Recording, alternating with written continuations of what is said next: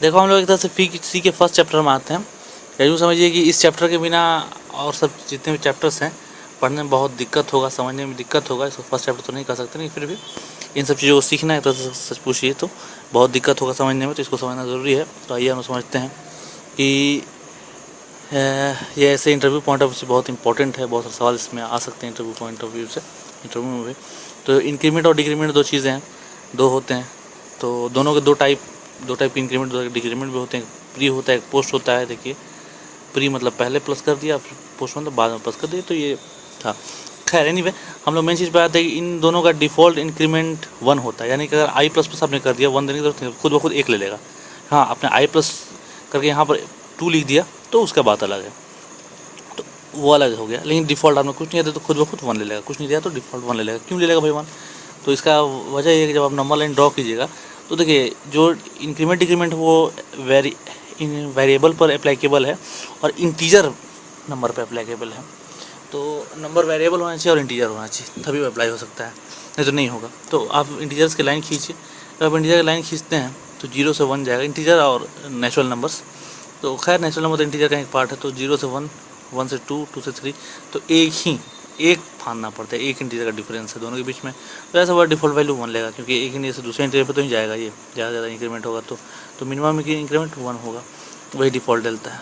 और आते हैं अब side effect of variable. Side effect of variable क्या होता है कि देखिए कभी कभी इंक्रीमेंट डिक्रीमेंट के वैल्यू विजिबल नहीं होते हैं, इसी को हम साइड इफेक्ट ऑफ वेरिएबल कहते हैं। कभी कभार विजिबल होगा, कभी कभार नहीं होगा। कैसे देखते हैं ये समझिए इसको। i+2 है, यहाँ पर i++ की इंक्रीमेंट किया मैंने, तो यहाँ क्या प्रिंट आउट आएगा? प्रिंट आउट यहाँ पर 3 आना चाहिए, लेकिन 3 नहीं आएगा, 2 आएगा। क्यों आएगा भाई?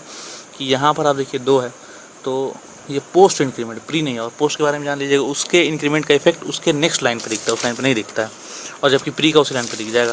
तो चूँकि यहाँ पर प्लस किया तो नहीं आया, तो 2 आया, तो 2 ही प्रिंट होगा। अब उसके नीचे अगर हमने फिर से प्रिंट कराएंगे तब ये 3 आएगा। क्यों 3 आएगा भाई? कि पिछले लाइन का इफेक्ट दिखेगा 3, जबकि होना चाहिए था 4, लेकिन यहाँ 4 नहीं आया, 3 आया। फिर उसको अगले लाइन प्रिंट करना तो 4 आएगा, होना चाहिए था 5, लेकिन 4 आएगा, क्योंकि अगले लाइन का दिखा इस तरह से।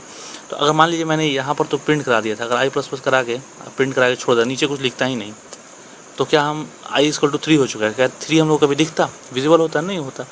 तो ये दिखा ही नहीं, इसी को हम साइड इफेक्ट ऑफ वेरिएबल कहते हैं। जबकि वही बात जब पोस्ट के साथ आप करते हो, तो देखो i=2 है, प्लस आई क्या प्रिंट करो तो 3 आ जाएगा। क्यों आ जाएगा भाई? क्योंकि यहाँ पर उसी लाइन में इफेक्ट दिखता है तो 3 आएगा। सेम वही बात होगा, यहाँ पर एक्सप्लेन किया। अब आइए सी में कुछ प्रायोरिटी के बारे में आप जान लीजिए। इंक्रीमेंट डिक्रीमेंट हाईएस्ट प्रायोरिटी होता है, अर्थमेटिक और मल्टीप्लिकेशन से ज़्यादा प्रायोरिटी दिया जाता है। और देखिए इनका सिस्टम क्या होता है, जो प्रायोरिटी तो हो गया, अब इनका ऑर्डर क्या होता है, सीक्वेंस। ये तो प्रायोरिटी हो गया इनका, तो एसोसिएटिविटी प्लस से right, left to right, right to left होता है। राइट टू लेफ़्ट यानी कि इधर से इधर जाएगा, ये राइट टू लेफ़्ट जाएगा। और जब अर्थमेटिक ऑप्शन हम लोग जो होता है लेफ़्ट टू राइट परफॉर्म करते हैं, सी की दुनिया में हो सकता है, दूसरी दुनिया में अर्थमेटिक ऑप्शन, मैथ की दुनिया में हम लोग राइट टू लेफ़्ट करते हैं अर्थमेटिक ऑप्शन, लेकिन सी की दुनिया में उल्टा है, arithmetic option left to right कर देते हैं। और हाँ, इंक्रीमेंट राइट टू लेफ़्ट होता है, उसमें कोई दिक्कत नहीं है। तो खैर हम लोग आते हैं, अगर यहाँ पर कोई प्रॉब्लम है, बहुत सारा कुछ छूट गया लिखने में, तो आप टाइटल्स की जीरोक्स से देख लीजिएगा। अब आते हैं इंट के i=2 आते हैं, तो k= ये एक ऑपरेशन परफॉर्म किया है, जाहिर सी बात है आप इसका निकालिएगा, 6 आंसर आएगा, कोई दिक्कत नहीं। i=5 होगा, क्योंकि इस लाइन पर इफेक्ट नहीं दिखेगा, 1 1 2 3। तो सारा जब पोस्ट हो सब, तो हम लोग पोस्ट का असर बाद में लेते हैं, फाइनल इंक्रीमेंट के बाद पोस्ट पे करने जाते हैं। पोस्ट इंक्रीमेंट यहाँ, पोस्ट इंक्रीमेंट यहाँ, पोस्ट इंक्रीमेंट i=2 है, सब में 2 आएगा, तो 2 का 2 ही रह गया। 2 को हम लोग क्या करते हैं कि प्लस करते हैं, तो 2 को प्लस करते हैं मतलब क्या, 2 है तो 2 को प्लस किया तो एक बार 3 होगा, एक बार 4 होगा, एक बार 5 होगा, ये 5 हो जाएगा। जबकि के क्या होगा, पोस्ट इंक्रीमेंट कोई असर दिखा नहीं, तो 2 2 2 फाइनल वैल्यू 2 2 2 कर दिया, 6 आ गया। तो आप देखिए, अब प्री अगर लिखेंगे तो सिंपल था, थोड़ा टेढ़ा कर देते हैं कि int=2 है, के है, अब k=2 ये है, तो i++ आई कर दिया, ये कर दिया। अब देखिए यहाँ पर क्या करेंगे, i++ किया तो ये 3 हो, लेकिन 3 तो नहीं, 2 ही रहेगा, उस लाइन में तो 2 ही दिखाएगा। यहाँ प्लस आई है, प्री है, तो ये क्या हो गया, 3 हो गया। अब इसको क्या मिलेगा, इसको आई जो पहले से इस लाइन में 2 था, वो 2 कट के क्या हो गया, 3 हो गया। अब यहाँ पर आई क्या हो जाएगा, फिर 3 ही मिलेगा। अब बताओगा 3 + 3 + 6 7 8 होना चाहिए, लेकिन नहीं, 8 नहीं होगा। क्यों नहीं होगा भाई? कि एक लाइन में तो आई का एक ही कोई वैल्यू रहेगा, 2 वैल्यू तो रहेगा नहीं। क्योंकि अब देखो आई जो हम लोग का एक वेरिएबल है, जो लोकेशन है आई का, किसी मेमोरी में एक लोकेशन बनाया होगा आई, वहाँ पर कितना 2, लेकिन 2 कट चुका है। अब 2 की जगह क्या आ चुका है, 3 आ चुका है। तो ये आई का वैल्यू भी 3 है, इस आई का वैल्यू भी 3 हो चुका है, इस आई का वैल्यू भी 3 हो चुका है। अब तीनों को जोड़ोगे तो क्या आएगा, 9 आएगा। तो यही वजह है कि जब भी हम लोग ये सब गेम होता है, इंक्रीमेंट डिक्रीमेंट का समेशन में।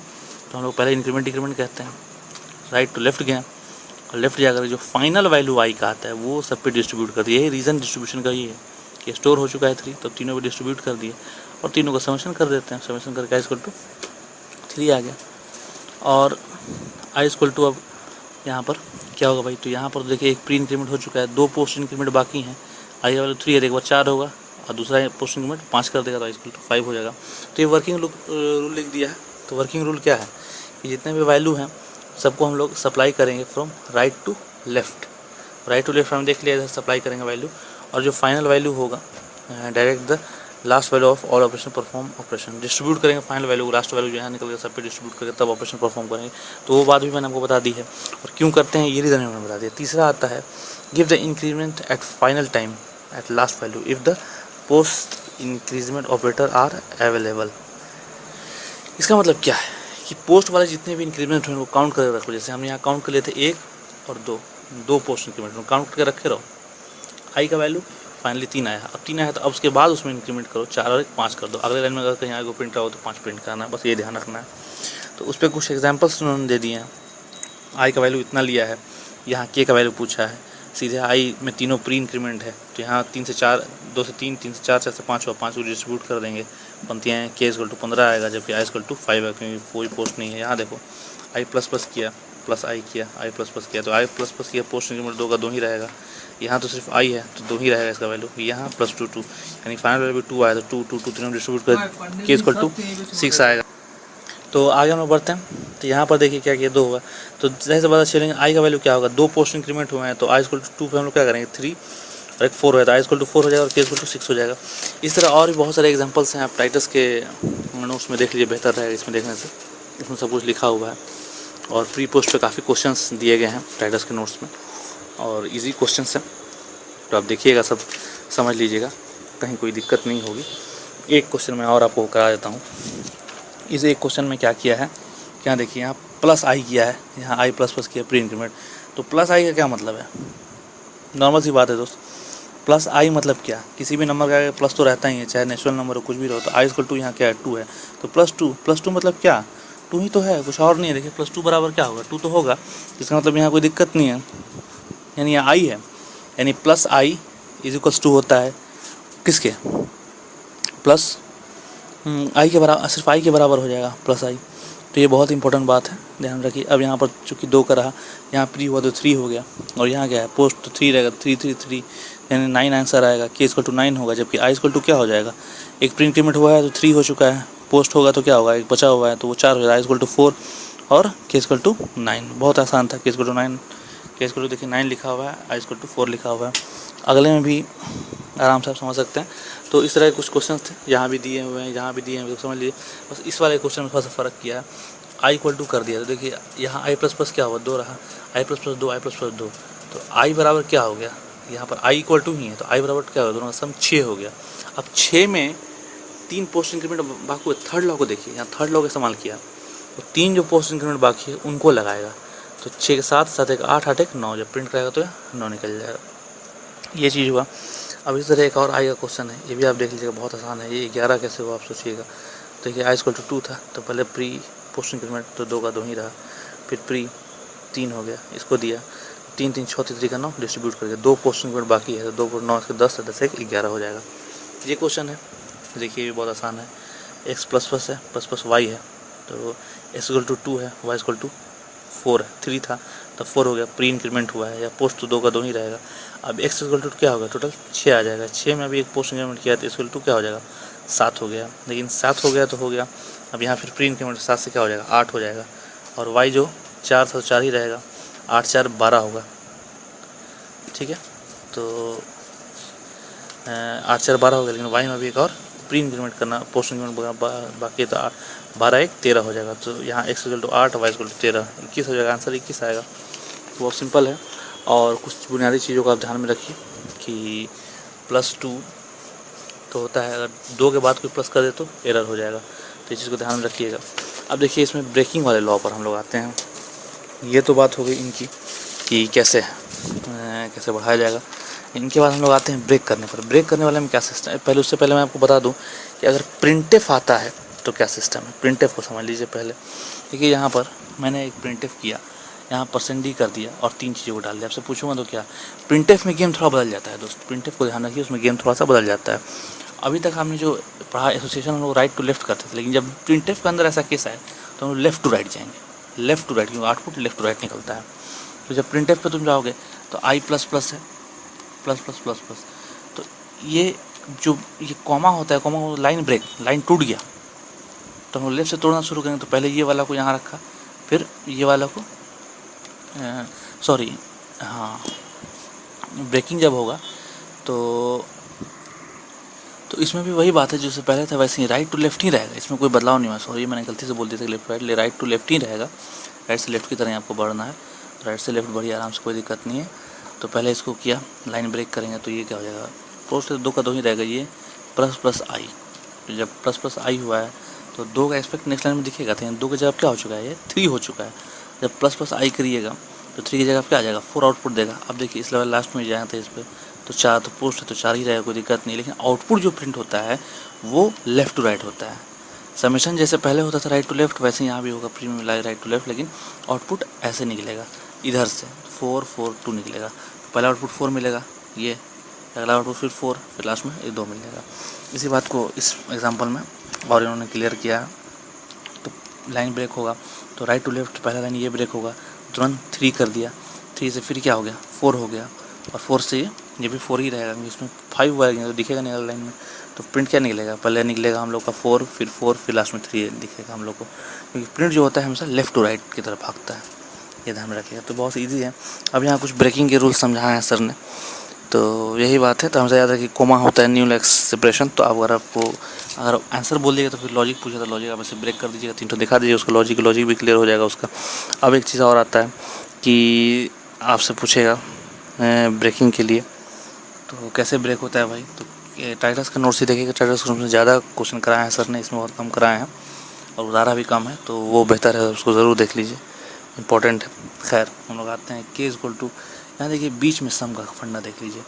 तो अगर बीच में समिंग 2 से ज़्यादा हो गया तो आपको क्या करना है, लेफ़्ट से राइट चलना है, ठीक है, लेफ़्ट से राइट चलना है हमेशा, और 2 जोड़े सम को सेपरेट करते जाना है। देखिए लेफ़्ट से राइट चला तो लेफ़्ट में 2 जोड़ा सम मिल गया, इसको सेपरेट करो, इसको सेपरेट करो। अब क्या आ गया, i प्लस प्लस मतलब ये 2 आ गया, ठीक, पोस्ट 2 ही रहेगा, प्लस 2 कर दिया तो k इक्वल टू क्या आएगा, 4 आएगा, i इक्वल टू 3 आ जाएगा। अब देखो यहाँ 4 ठो बीच में, तो 2 सम किया फिर 2 कर दिया, ब्रेक किया। अब जब 2 करोगे तो क्या आएगा, ये 2 हो गया, क्योंकि बीच में डबल सम कोई मतलब नहीं, एरर हो गया। फिर यहाँ ट्रिपल भी इस पर ज़्यादा भी आते हैं, तो यहाँ 2 जोड़ा लगाया, फिर 2 जोड़ा लगाया, फिर एक को इधर साइड किया, तो ये फिर ये 2 जोड़ा क्या, इसका तो कोई मतलब ही नहीं बनता है, ख़त्म कहानी। फिर क्या हो जाएगा कि आपको एरर, ये दोनों एरर दे देंगे। तो एक चीज़ याद रखिए कि जब भी आई और किसी क्वेश्चन नंबर के बाद बीच में 3 से ज़्यादा हो जाएंगे, 3 याद रखिएगा, 3 से जब भी ज़्यादा एरर मार दीजिएगा। अब कितना भी बीच में आ जाएगा ना, सब में देखोगे ब्रेक करना तुम जो वाला आके एरर एरर एरर ही आएगा। सिर्फ वैलिड होता है 3, लेकिन हाँ 3 वैलिड होता है, इसका ये मतलब नहीं कि इधर एक क्वेश्चन होना चाहिए। अगर एक क्वेश्चन गैप कर दिया किसी ने, क्वेश्चन जैसे गैप करके तब तुमसे पूछे कि बताओ क्या होगा, पहले एक चीज़ याद रखना कि ये k equal two plus plus 2 भी कोई देते एरर हो जाएगा। देखो क्यों एरर हो जाएगा कि इंक्रीमेंट तो सही है, इंक्रीमेंट किस पे लगता है, या तुमको लग रहा है इंक्रीमेंट यानी ये 3 हो जाना चाहिए, लेकिन 3 नहीं होगा, इंक्रीमेंट तो होना चाहिए था i का, वेरिएबल का होता है। कांस्टेंट का तो कोई इंक्रीमेंट है नहीं, क्योंकि कांस्टेंट का तो एग्जाम है कि इसको 2 माना गया, 2 की तरह दिखता है, इसको 2 कहा जाता है, प्लस प्लस करेगा तो ही करता है, आउटपुट क्या हो जाएगा, एरर रहेगा हमेशा, इसलिए ध्यान रखना इसको। सिर्फ कॉस्ट वेरिएबल पर होता है, क्वेश्चन पे एप्लीकेबल नहीं होता है यानी में। तो यहाँ हम लोग आते हैं i इक्वल टू 2 है कि i ट्रिपल प्लस कर दिया तो 2 जोड़ा लगाओगे, एक i को अलग कर दोगे तो ये क्या आएगा, ये करो तो ये 2 हो जाएगा, 2 के बाहर प्लस कर दिया तो एरर होना ही होना है, ठीक। तो समझ गए, इसके बाद भी कर देगा, तो यानी कि 3 प्लस तभी वैलिड होंगे i और कांस्टेंट के बीच में, अगर 3 प्लस हो तो वैलिड होंगे, और अगर 3 से ज़्यादा हो गए तो नॉन वैलिड, और वो भी अगर क्वेश्चन हटा लिया तब 3 प्लस है तो भी एरर होगा। अब ये तो बात हो गई थी क्वेश्चन और इसके बीच में। अब अगर प्री कर दिया, प्री इंक्रीजमेंट में, तो पोस्ट की बात हो गई, प्री में आते हैं। तो 3 प्लस किया तो देखो राइट से 2 जोड़ा लेना शुरू करते हैं, जोड़ा लगाते हैं। तो इसमें क्या है कि पहले इसमें होता क्या है कि इसमें राइट टू लेफ़्ट नहीं लगता है, इसमें लेफ़्ट टू राइट लगता है, सॉरी उसमें लेफ़्ट टू राइट था, इसमें राइट टू लेफ़्ट होता है पोस्ट में। तो कैसे, तो देखिए यहाँ 2 जोड़ा लगा लिया, प्लस प्लस आई कर दिया, एक प्लस कर दिया, प्लस प्लस आई किया तो क्या हो जाएगा, 3 हो जाएगा, तो प्लस 3 बराबर फिर ये सही है, फिर इधर से किया 2 जोड़ा लगाया फिर 2, तो एरर हो जाएगा। फिर आपको 4 में भी करो तो पोस्ट है। अगर ऐसे भी कोई करेगा तो इसमें तो बीच में तो हम लोग इधर लेफ्ट से चल सकते हैं, राइट से, लेफ्ट से राइट जिधर मर्जी चलो, जैसे भी चलोगे। तो इधर में क्या होगा कि तुम जब चलोगे तो ऐसे प्लस प्लस करोगे, ये प्लस आएगा, एरर हो जाएगा। या फिर अगर तुम ऐसे करोगे और ये आ गया तो आई प्लस प्लस का तो मतलब समझ में आता है, लेकिन आई प्लस का मतलब कुछ नहीं बनता। ये तो अगर ऐसे रहेगा तो आप लेफ्ट से राइट जाइए या राइट से लेफ्ट जाइए, एक ही बात पड़ेगा। प्री इंक्रीमेंट होगा, यहाँ बीच में प्लस हो जाएगा, तो इसमें कोई दिक्कत नहीं। ये देखिए के इक्वल टू 2 प्लस प्लस आई करोगे तो, लेकिन जो फंडा यहाँ बताया वही फंडा आपको फॉलो करना है। अब आते हैं 2 प्लस प्लस किया है तो ये तो एरर होना ही होना है दोस्त। इधर से ब्रेक, इधर से ही राइट से लो, 2 किया प्लस आई हो गया, ये ब्रेक हो गया, तो ये तरह से निकलता है।